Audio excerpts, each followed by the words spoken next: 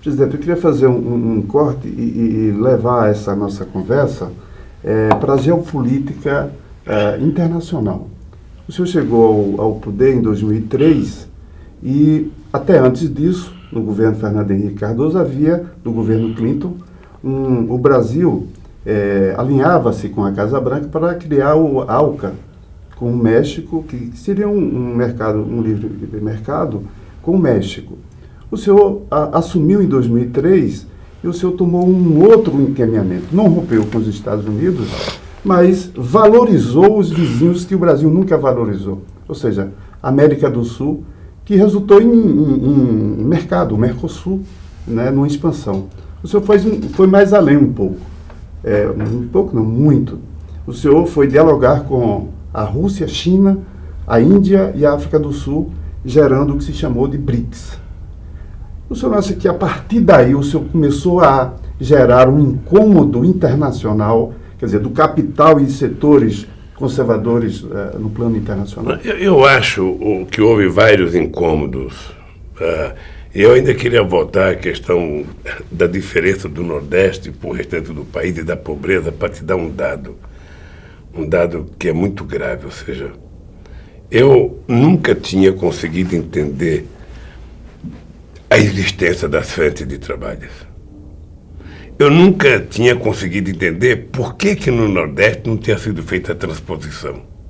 Eu nunca tinha conseguido entender por que não se fazia cisterna no Nordeste, que era uma coisa menor, que era uma coisa mais barata. Você poderia ter criado frente de trabalho para fazer cisterna. Por que não se fez isso? Porque eu dizia sempre o seguinte, a seca, ela é um fenômeno da natureza. Como a neve é um fenômeno da natureza. E o Canadá fica 6 meses embaixo de neve e aquilo não resulta em ser mais pobre, não. Aquilo resulta que eles criaram condições de conviver desse jeito. Convivência. Então, na verdade, a seca era um fenômeno da natureza, mas a fome por conta da seca era vergonha da classe política brasileira, que não tinha nenhum interesse em cuidar disso. Afinal de contas, a pobreza sempre foi utilizada como uma forma de exploração política. Você é nordestino e sabe do que eu estou falando, o papel dos coronéis no Nordeste. Então, eu digo sempre o seguinte, olha, ainda há muita gente que precisa da pobreza para sobreviver politicamente. Eu fui constituinte, eu vi quantas vezes a bancada da elite nordestina votou contra os interesses do Nordeste. Eu vi quantas vezes. Quando, na verdade, era possível construir uma força política, afinal de contas, são 9 estados, e você construiu uma força política capaz de ter melhorado muito o Nordeste. Quando a gente cismou de fazer a transposição das águas do São Francisco, tinha alguns estados que se achava dono do Rio São Francisco. A Bahia, por exemplo. Dono. A Bahia... E eu dizia, não tem dono. O rio é nacional.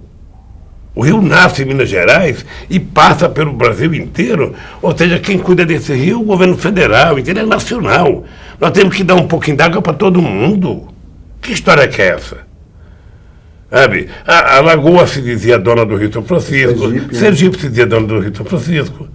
Sabe? Então é um absurdo de um ente federado não querer contribuir com outro ente federado que não tem nem água. Quando eu cismei de fazer, a Transnordestina, ela saiu na minha cabeça porque quando eu fui candidato em 89, eu fui ao Crato fazer um comício com o Arraes. E o Arraes vinha no avião conversando comigo, e o Arraes falou assim para mim, ô Lula, se você for eleito, você tem que fazer a Transnordestina.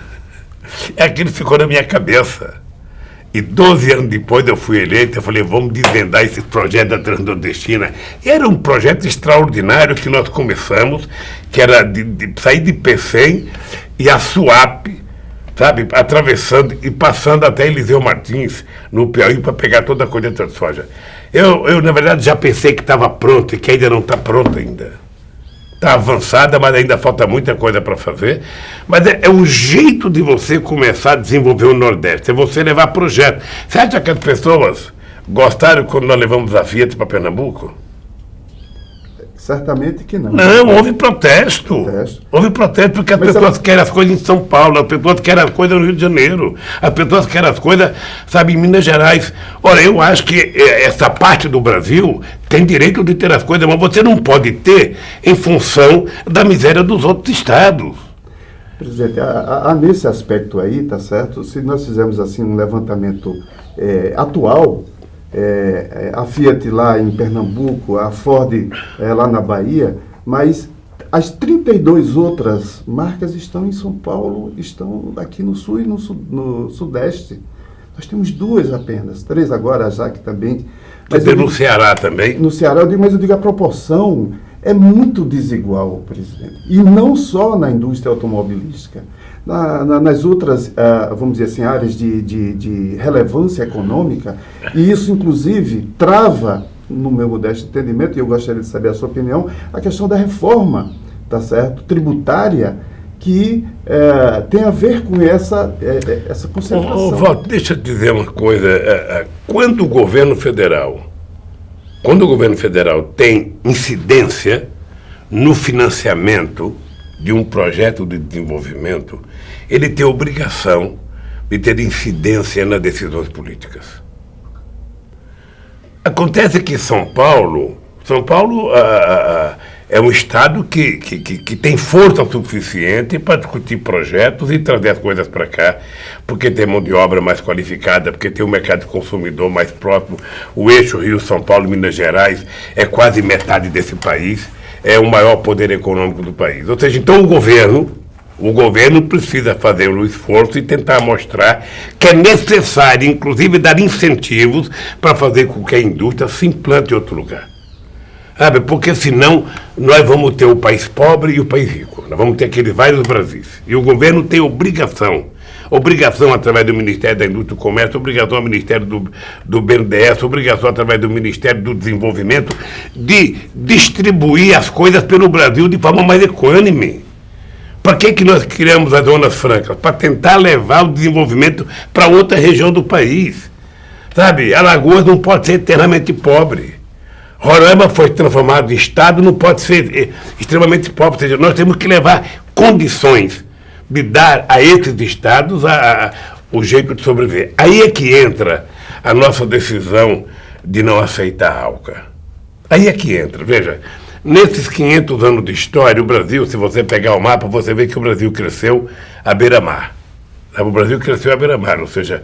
Porque, nos 100 quilômetros do porque tudo era voltado para a Europa. Isso. Sabe? Depois voltado para os Estados Unidos. Ou seja, então, nós temos quase 16 mil quilômetros de fronteira seca, sabe, que vai da divisa com a Argentina até as Guianas, ou seja, é abandonada. E que nós nos tratávamos como inimigos. Todos os países da fronteira com o Brasil via no Brasil o grande perigo, e o Brasil via nesses países o grande perigo. Então, nós ficávamos aqui descosta, sonhando que os americanos viriam nos ajudar, sonhando que a Europa viria nos ajudar, e esquecíamos de estabelecer entre os países vizinhos, entre os iguais, um diálogo para descobrir o potencial de comércio, o potencial de política, o potencial de cultura que existe entre nós. Foi por isso que eu tomei a decisão, e foi antes da campanha, tomei a decisão que se eu ganhasse as eleições, nós iríamos fortalecer o Mercosul, nós iríamos acabar com a ALCA e nós iríamos fortalecer a nossa relação com a América do Sul e a América Latina. E foi quando nós ganhamos as eleições que nós levamos o Bush em Mar del Plata, na Argentina, para dizer para o Bush, nós não queremos a ALCA, nós vamos fortalecer o Mercosul. Nós fomos muito criticados pelo pessoal do andar de cima, pelo pessoal da Casa Grande, muito criticado. Acontece que nós tínhamos um comércio com a Argentina muito pequeno. E nós chegamos a ter um comércio de 40 bilhões de dólares com a Argentina. O nosso comércio com os países da América do Sul é, às vezes, maior do que o nosso comércio com a Inglaterra, com a França, com a Itália, que às vezes não passa de 8 bilhões ou 9 bilhões. O Brasil tinha um superávit comercial de 5 bilhões com a Venezuela. Por que nós decidimos fazer a refinaria Abreu e Lima em Pernambuco? Porque numa política de comércio exterior justa, é uma política de duas mãos. Sabe, você vende e você compra, você vende e você compra. Se você só tem superávit, você cria um problema no outro país. Quando nós pensamos em fazer a refinaria Abreu e Lima, nós queríamos fazer 60% brasileira, 40% venezuelana, para que a gente pudesse equilibrar o comércio e começar a importar petróleo da Venezuela. Que, aliás, o petróleo da Venezuela é o motivo e causa central dessa crise que a Venezuela vive há anos, por interesse externo de querer tomar conta novamente e outra, você sabe a famosa doença da vaca holandesa, né? Ou seja, você não pode, todos os países que têm petróleo, eles correm o risco de entrar em crise porque não pensam em desenvolvimento além do petróleo.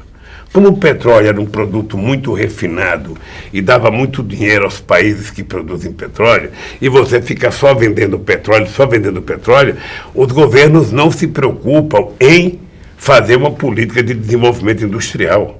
Eu discuti muito isso com Chaves, muito isso, e é por isso que no Brasil, quando nós descobrimos o pré-sal, ao fazermos a lei da partilha e falar o petróleo é nosso, nós é que vamos determinar para quem que ele vai ser vendido o preço do petróleo, a gente aprovou que 75% do royalties do petróleo seria destinado à educação, para que a gente recuperasse o atraso científico-tecnológico do Brasil.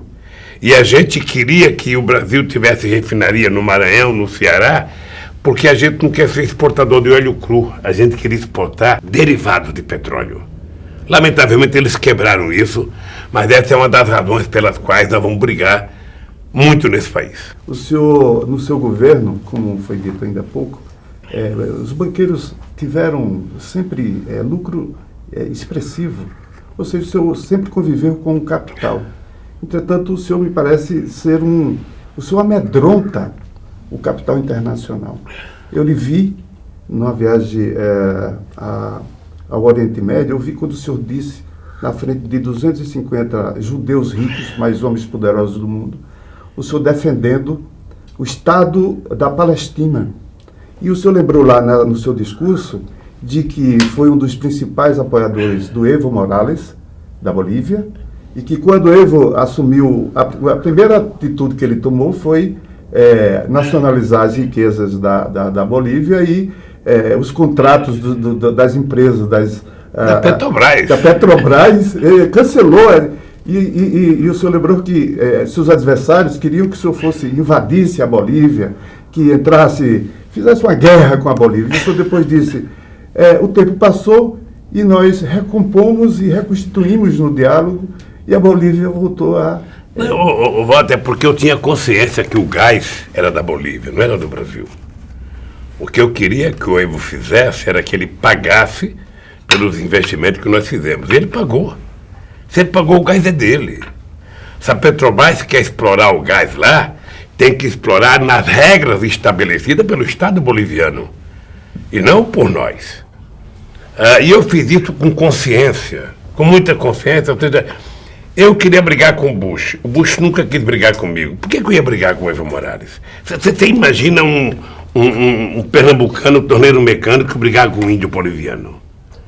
E hoje é engraçado porque a Bolívia é o país mais tranquilo da América Latina. O senhor, nessa viagem, o senhor falou, eu vi em Amman, na Jordânia, o senhor defendendo um acordo. Havia Ahmadinejad, era o comandante do Irã, com a bomba atômica construída. O senhor propôs um acordo com a Turquia, Brasil e Turquia, e o Obama, ele esnobou, não quis que essa sua proposta...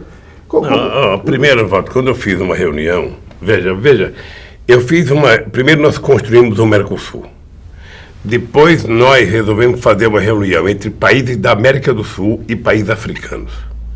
Depois nós resolvemos fazer uma reunião de países da América do Sul e países árabes. Quando nós fizemos em Brasília, no Congresso Nacional, essa reunião, havia gente da elite brasileira que fazia oposição a nós, que achavam que nós estávamos fazendo uma reunião contra Israel. E eu sou muito claro na minha posição. Eu não sou contra o Estado de Israel. O que eu sou é favorável ao Estado palestino. Uma coisa não tem nada a ver com a Então, outra. a coisa não tem nada. Da mesma forma que a ONU teve coragem de implantar o Estado de Israel, essa mesma ONU deveria ter coragem de implantar o Estado palestino. Porque vem demarcando a terra desde 1967 e os judeus vão ocupando os espaços que eram demarcados por palestinos e a ONU não toma providência. Quando eu fui a Teherã fazer uma negociação com a Ahmadinejad, eu tinha consciência que numa conversa tete a tete a gente conseguiria convencer o Ahmadinejad a aceitar um acordo. Ficamos 2 dias lá e o acordo que ele aceitou fazer conosco era infinitamente melhor do que o acordo que eles assinaram há pouco tempo atrás. Por que não aceitaram o acordo que nós fizemos junto com o primeiro-ministro da Turquia? Porque na cabeça dos presidentes que participam do Conselho de Segurança da ONU, essa coisa da geopolítica internacional não é para país como o Brasil se meter, não. Aliás, as autoridades brasileiras é que têm complexo de vira-lata, que acha que não é coisa nossa. O Irã não tinha armas químicas. Não tinha, como está provado que não tem. Ele aceitou fazer o acordo que nós propusemos. Eu cheguei a dizer para o Ahmadinejad em Nova York, o Ahmadinejad, deixa eu dizer para você uma coisa. O meu país tem na Constituição a proibição da construção de armas nucleares. E eu quero que você tenha o mesmo que eu tenho. Eu quero que você faça o enriquecimento para fins científicos, não para guerra. E fui lá e convencemos ele a mandar enriquecer o urânio na Turquia. Trouxemos um acordo firmado. Ele não queria firmar um acordo porque ele falou, não dá para ser na palavra. Eu falei, não, sabe por que não pode ser na palavra? Porque eles acham que você mente. O Obama acha que você mente, o Sarkozy acha que você mente, a Angela Merkel acha que você mente. Então, é o seguinte, filho, é aqui, ó, assinatura aqui. Foram 2 horas, sabe, num sábado de manhã para convencê-lo a assinar. Assinou. Quando nós apresentamos que achávamos que o mundo ia agradecer à Turquia e ao Brasil, o mundo aumentou a punição sobre o Irã. Numa demonstração de que, sabe, a mãe não aceitou que a filha fosse mais bonita que ela. Sabe, não aceitou. Então, isso aconteceu, a criação dos BRICS. A criação dos BRICS, a criação de um banco entre os países do BRIC, a tentativa de criar uma cesta de moeda, tudo isso, meu caro, tudo isso é contrário ao pensamento daqueles que hoje dominam o mundo dentro da ONU. De quem é que decidiu que o dólar ia ser a moeda padrão no mundo? Ninguém, foi os Estados Unidos. Era o ouro, de repente eles tomaram atitude e fizeram com que o dólar fosse a moeda padrão. Por que eu, para negociar com a Argentina, eu tenho que comprar dólar? Se eu posso negociar em peso em real?